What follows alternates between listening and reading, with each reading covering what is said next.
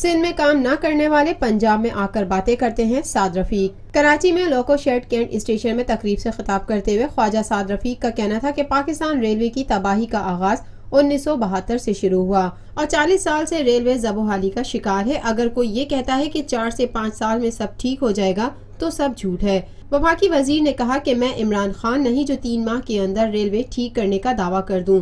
40 साल की तबाही खत्म करने के लिए 10 वर्ष दरकार है। नारों से काम नहीं चलता बल्कि काम करने से बात बनती है। सबको मजदूर बनकर काम करना होगा। रेलवे अभी भी 27 अरब रुपए के खसारे में है। अगर रेलवे मुलाजमीन मेहनत करते तो महकमे के हालात बेहतर होते। हमने रेलवे की बहाली और अपग्रेडेशन का चैलेंज कबूल किया है।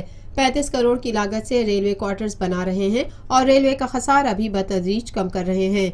2017 के आखिर में रेलवे सर्विस स्ट्रक्चर देकर जाएंगे और अगर अवाम ने 2018 के इंतखाबात में नवाज शरीफ को एक बार फिर मुंतखब कर दिया तो काम की रफ्तार दुगनी कर देंगे।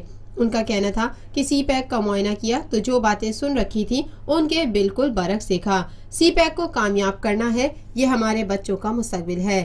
सर्कुलर रेलवे 20 साल पहले बनना चाहिए था लेकिन किसी हुकूमत ने इस जानिब तवज्जो नहीं दी। सर्कुलर रेलवे के लिए सिंध हुकूमत से भरपूर ताउन किया जाएगा।